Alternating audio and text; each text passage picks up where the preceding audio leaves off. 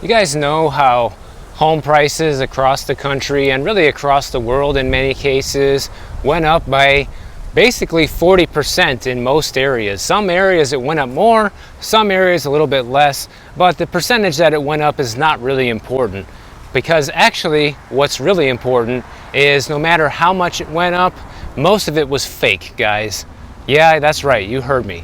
It's fake equity. So what is fake equity, you might ask? Well, basically, guys, it just means it's equity that was unearned, that never should have been there to begin with. And that's exactly what we saw worldwide after so much money was printed by central banks across the world and so much stimulus was given due to the pandemic.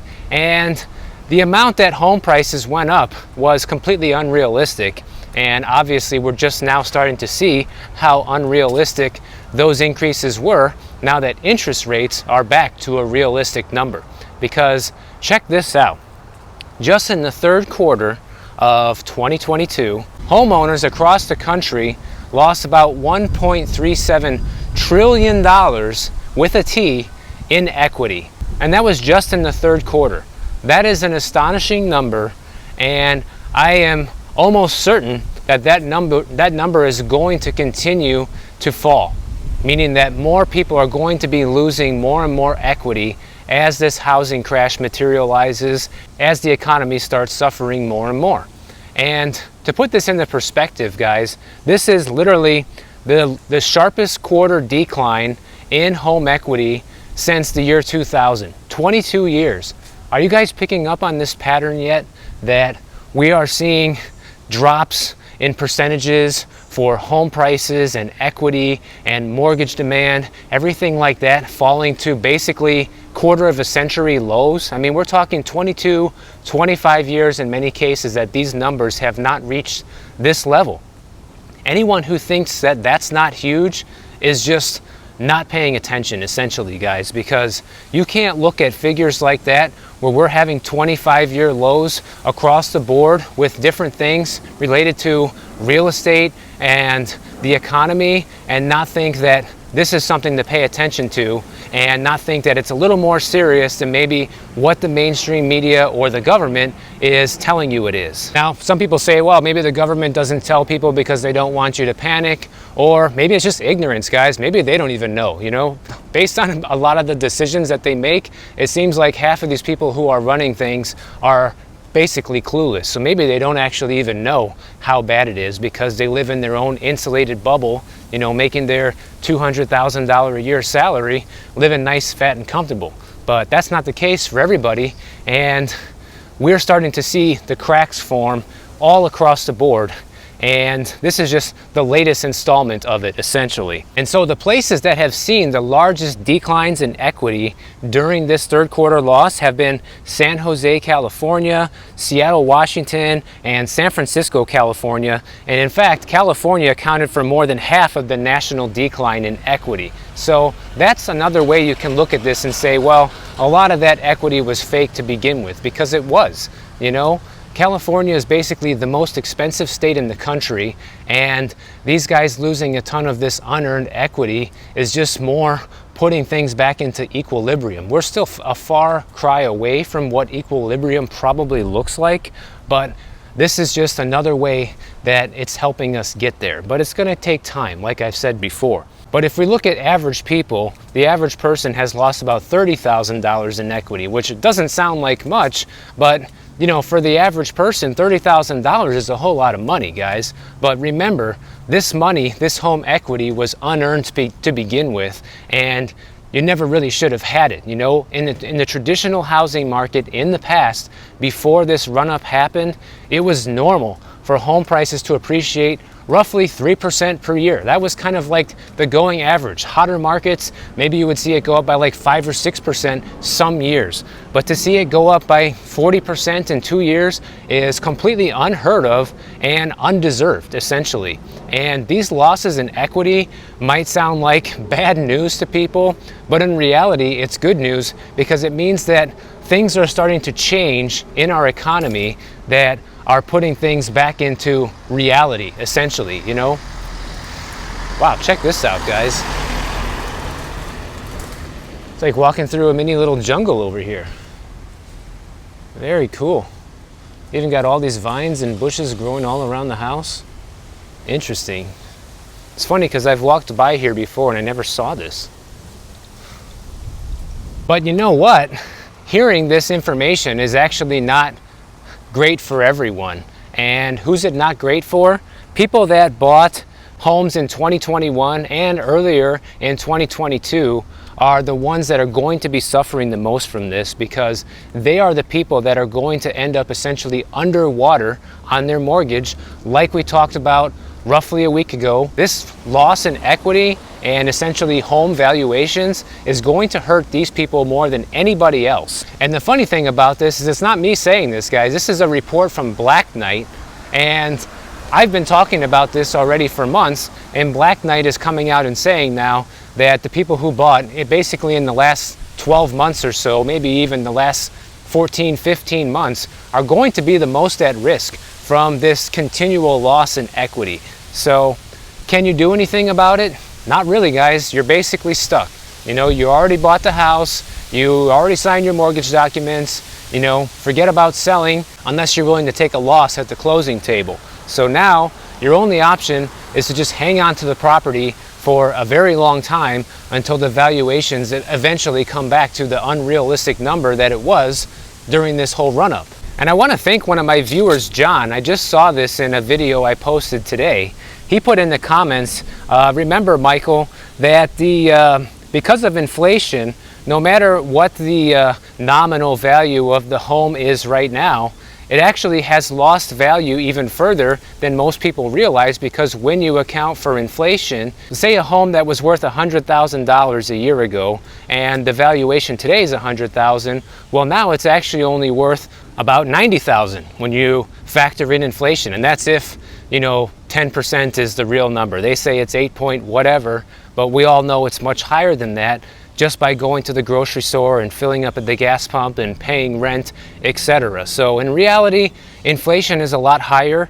And so even if you just use a conservative estimate of 10%, a house that was worth $100,000 a year ago is now only worth $90,000, even if it still has the $100,000 price tag, because your dollars are worth less. I hope that makes sense. And that's a very good point that John brought up. So it's just another good thing to think about when you're looking at valuations on properties, and keep in mind that the number that you see is already eroded by inflation. So keep that in mind, guys. Now, I don't want to spend too much time on this because we do talk about this a lot, but I just have to bring this up real quick. Like, this just happened, you know, right after I shot my previous video. Redfin, they're doing more layoffs, guys. They are firing 862 people this week, and that amounts to about 13% of their workforce. So that's a pretty big cut for Redfin. And back in June, they laid off 470 people.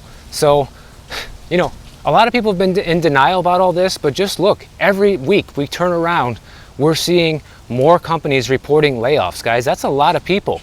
But guess what? That pales in comparison to Facebook or Meta, whatever you want to call it, because they're laying off 11,000 people. That's insane. That's a lot of people who are going to be out of work this holiday season. And look, guys, November is not even halfway over yet, and you see all these companies that are doing these layoffs just like we've been talking about. So if you think this still isn't happening, you got to wake up, because every time we turn around, every single week, there are more companies reporting layoffs, and this one from Facebook is huge. So why is Facebook laying off so many people? Well, it turns out that this metaverse thing that they're trying to push isn't working out so well. And by the way, if anybody out there who watches my videos, if you're a part of this metaverse thing, let me know in the comments. I don't know much about it, but from the little bit I've seen about it, it does look totally ridiculous. You know, I'm out here right now walking in real life, on the real street, on the real sidewalk, and breathing real fresh air, and I love it, guys. This cannot be replicated. I don't care what they come up with the metaverse or whatever. Nothing's gonna beat that color of the tree over there being super real, and the fact that I can just go up to this olive tree over here and just touch it, okay? You're never gonna be able to replicate that from the metaverse, I promise you. And if you can, it's not gonna be in our lifetime, most likely. And even if you could, why would you do it? Why wouldn't you just come and visit these beautiful places on our earth in person? If you really want to experience it, nothing's ever going to compare, guys. So that's why they're laying people off, because the huge bet and the huge investment that they made into this metaverse thing is not working out so great, which is a big surprise that people are not really that into this, and that's why they have to fire all these people. So now I want to share with you guys Elizabeth's story. She is a huge fan of my channel, and in fact last night I just did a consulting call with her. And by the way, guys, if any of you ever want to set up a consulting call with me, I always have the link in the description of all my videos, so if you want to do that, it's always there for you. But I talked to her last night, and she said that it would be okay if I share her story on the channel. And the reason I want to share her story is because it's a perfect example of just how fast life can change for people, guys. So her situation is, she just listed her house for sale in Mount Dora, Florida, and she wasn't planning on selling previously, but now life got in the way and she has to sell. And why, you might ask? Well, she has osteoporosis, and she took a good fall and hurt herself pretty good to the point where she needs surgery. And in order for her to get this surgery and recover, she's going to have to move in with some family members in order to help care for her while she's recovering from her surgery. And she just can't afford to stay in the house for a long period of time by herself, far away from family, trying to recover on her own. So now she's in a position where she needs to sell this house very fast, okay? And that's her goal. She wants to sell the house quickly. And you know, we were strategizing on different ways that she could sell the house, and basically what it comes down to, she has to lower the price, guys. So she knows that the price is too high, and I helped her figure out what I think the house should sell for. And luckily, she's willing to sell the house at the fair market value just to get out of it quickly, because she needs to, guys. And she wanted me to emphasize the fact that you never know what's going to happen in life. It's not like she was expecting to take this fall and get injured and need to have surgery. Nobody ever expects that. But now that it happened, she's in a situation where she needs to sell the house, get out of there quickly, and hopefully at the end of all of this, the idea is maybe in a year from now, she'll have a nice chunk of change from the sale in her pocket, be able to save some money for the next year, and then hopefully buy something a lot smaller and cheaper in a year from now after the markets have come down significantly. And she's even hoping that she can pay cash for the property. So in the end, this will be a good thing for her, but it's a good lesson to learn for people, because I always see all the time that, you know, people who have these low rates will never sell. But it's just not the case, guys, because no one can predict where life will go and what will happen to you. And Elizabeth's story is the perfect example of that. And I appreciate you letting me share your story here, Elizabeth. And I hope you get your house sold soon and have a speedy recovery from your surgery. Now, anybody who watched yesterday's video, if you remember, I said in the video that the reason I don't like these buy down deals when it comes to the home seller or a home builder offering home buyers buy downs is because it gives people the illusion that they have more money to spend, but eventually their payments will go up, and because of lifestyle inflation, they could end up getting themselves in trouble. And so when I saw this story today, I just had to laugh, guys, and I knew I had to share it with you, because this is just the proof in the pudding of exactly what I was saying. And basically what I said is, if you give people more money, they'll find a way to spend it. And here you go. Here is the perfect example of this. So remember that student loan forgiveness that Biden is doing in order to, you know, help out all of the student loan debt? And some people are getting up to $20,000 forgiven, right? Well, check this out, guys. They did a survey of some of the students that are going to be getting this loan forgiveness, and 73% of the people that they surveyed said that now they plan on spending more money on travel and dining out. So you give people more money, they spend it.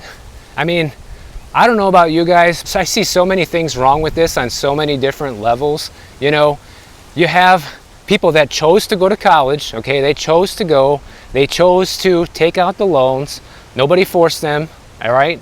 And now that a portion of it's being forgiven, they're saying, oh great, I can take that vacation to Tahiti now. I can go to that fancy restaurant and spend $150 on dinner now, and all these other things, instead of pay off your bills. This is wrong on so many levels, I feel like, because that's not what the forgiveness was supposed to be for. It was supposed to help out people who are drowning in debt and allow them to be able to make ends meet, you know, if you're really financially struggling. And I'm sure a percentage of the students that are going to get this loan forgiveness really do need it, and it will make the difference of whether or not they can pay their rent or, you know, put gas in the car sometimes. But obviously for 73% of them, it's just a big green light to go on vacation and party and start blowing all of it. So this is where the student loan forgiveness money's going, guys. It's going on the next vacation to Europe. It's going on the next vacation to Miami, whatever they're doing, guys. Spring break, there it goes. And this means that a lot of people that have these student loans, once the debt is actually forgiven, their loan payments could drop by as much as $300 a month. So what did I say earlier? You give people extra money, they'll find a way to spend it. How many people are going to go out and lease a new car or move to a more expensive apartment? They're just going to find a way to spend that extra money, guys. And who's paying for the student loan forgiveness? You and me are, taxpayers. So we're essentially subsidizing these students to now go on vacation and go out to eat more. So I hope we're all happy with that decision. But check this out. Here's the best part out of all of it. The same 73% that said that they would go out and blow this extra money on fun, essentially, they also say that they would feel guilty about it because they know that's not what the money's supposed to be spent on, guys. So they know they're not doing the right thing, but they're going to do it anyways, essentially, because they're saying that if we only use the debt forgiveness for our long-term goals, our short-term selves might feel burdened or stressed by not having any fun, which might lead someone to give up on their long-term goals. So it's so important that we all have fun, guys. Like, come on, give me a break.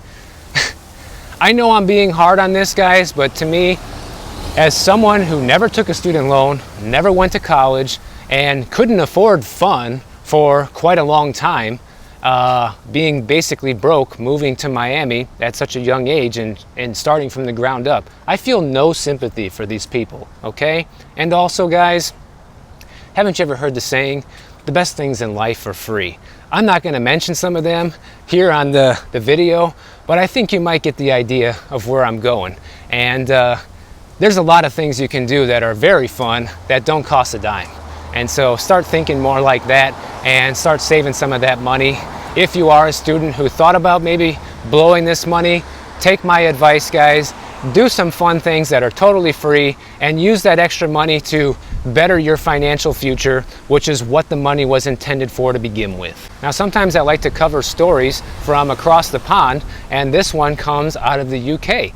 And what's happening over there is the amount of people that are actually getting their homes foreclosed right now is starting to go up. Just in the third quarter of 2022, the amount of people that lost their homes there, where 700 homeowners got repossessed, that's what they call it over there, I guess, and that's 15% higher than it was in the second quarter. So that's a pretty big jump from one 3-month period to the next 3-month period.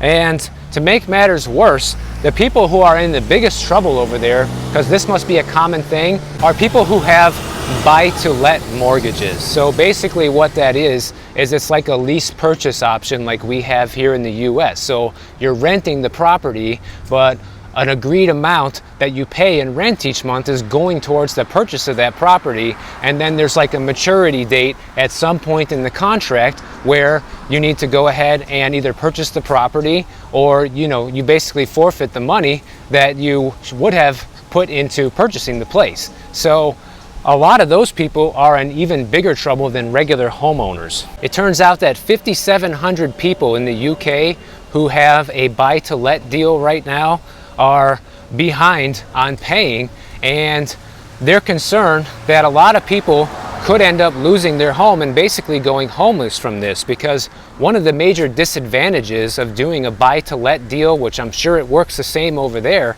is if you fall behind or you even miss one payment, guys, that could be considered a breach of contract, and now the landlord or potentially the seller of the property could now throw you out, and all the money that you've paid in for the potential purchase of this property is gone. Okay, you don't get it back, and they can say, oh, you know, you broke the lease agreement, you have to move out. A lease to purchase option can be a really good way for somebody to get into a home if you can't quite afford the down payment in the beginning, but you can afford the rent payment and the current owner agrees to it. But it's also a double-edged sword, guys, because it comes with this huge negative consequence that if you cannot pay, then they can throw you out. And one of the Democratic politicians over there in the UK, she says that they need to come up with a system that's basically a safety net for people like this. So if they fall behind on these payments, they don't get kicked out of their home. So it sounds like it would be a government program to step in and pay the difference that they can't afford to pay if someone who's in one of these buy-to-let deals falls behind. So let me know what you guys think about that, if they should do something like this, especially if you're a viewer from the UK. I want to hear your thoughts on this, because obviously some people are going to look at this as socialism, just like the student loan forgiveness thing that we just talked about.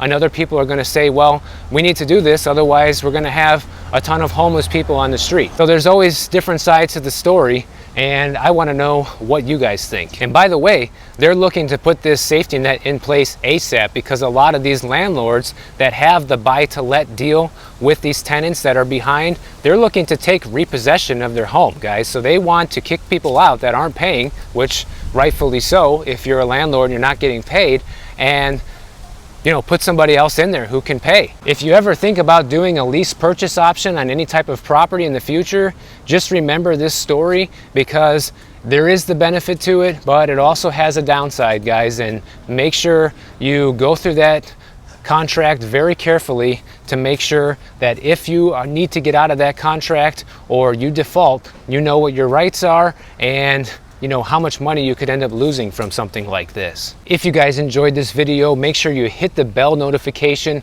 down below. That way YouTube will always alert you every time I put out a new upload. And if you don't want to wait for that, check out yesterday's video right over here, and I'll see you in the next one.